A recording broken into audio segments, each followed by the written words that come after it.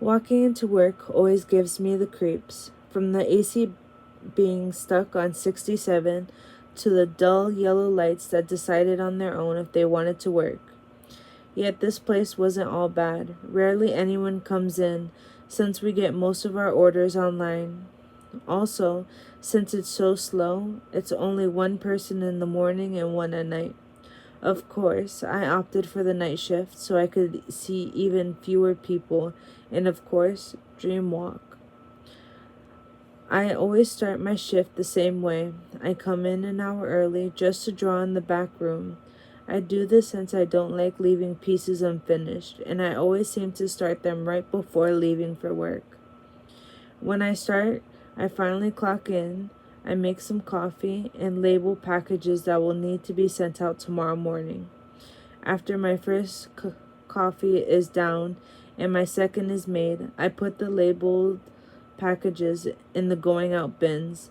Then I sit at my desk with my second coffee and start setting up for the new orders.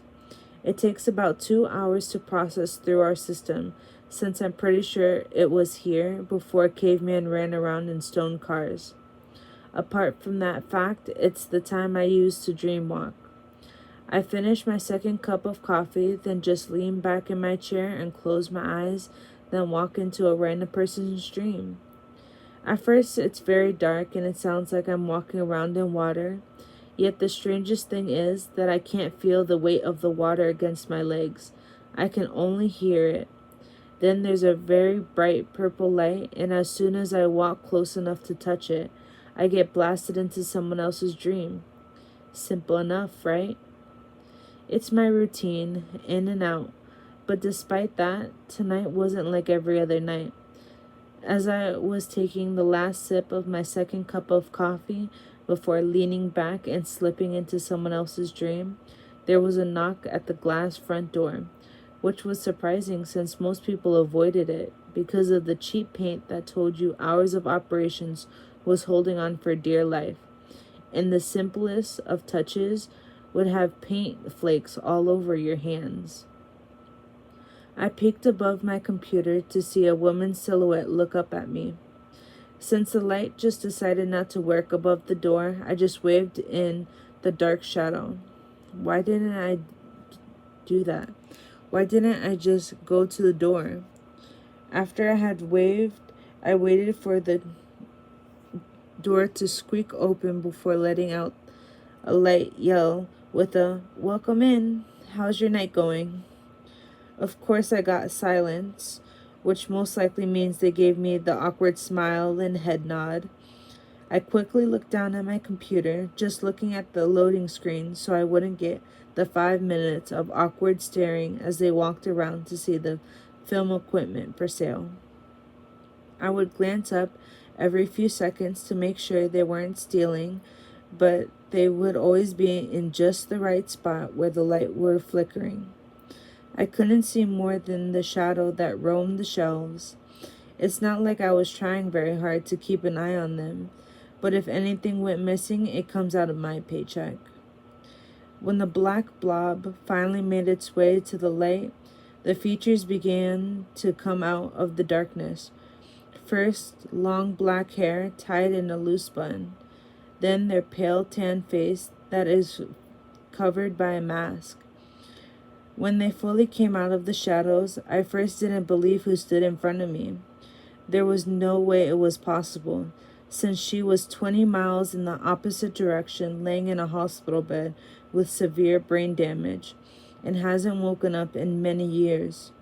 I threw off my glasses like they were in the thing making me see the person in front of me. "Hey, Renee, looks like you picked the right job to satisfy your abnormal hobbies," she said with a chuckle and a bit of sarcasm. "How are you even standing here right now? Better yet, how did you get here?" I couldn't even say her name. Even worse, I couldn't look away in horror. "What cat got your tongue? That's okay, just listen." At the moment she waved her hand, my mouth and nose disappeared. It became just a flat surface of skin. The worst part was I kept all necessities like breathing. I scratched at my face like I could open a hole just for some type of air to hit my lungs. Through all my struggle, no sound left me, other than my body hitting the floor as the darkness was closing in on me. I saw her walk to me with a smile and lean over and say, "I've finally gotten stronger, as you were doing the same thing day in and day out. I was training, and now I came, even pull you into the void." As she finished talking, darkness finished taking hold. After a moment, I was suddenly able to breathe, and I was sitting at my desk. I looked at my computer, and it was on the same loading screen from before the person walked in. The void? Is that the dream world? When did she learn how? It doesn't make sense that she could dream walk, since we are sisters after all. However, pulling me into it when I'm not already there, how is that possible? What else can she do? Will she be able to do that whenever she wants? Too scared to go back to the dream world, I pumped myself up with as much coffee as possible, and I started doing research on dream walking, trying to see if maybe something somewhere can give me insight. I always thought it was just me who could do this, but as the night stretched on, I found more information about it. Many tribes use it as some sort of ritual. There were millions of people on message boards saying that they experienced some sort of dream walking state when in danger or very sick. Others mentioned getting a warning from someone they believed to be a dream walking.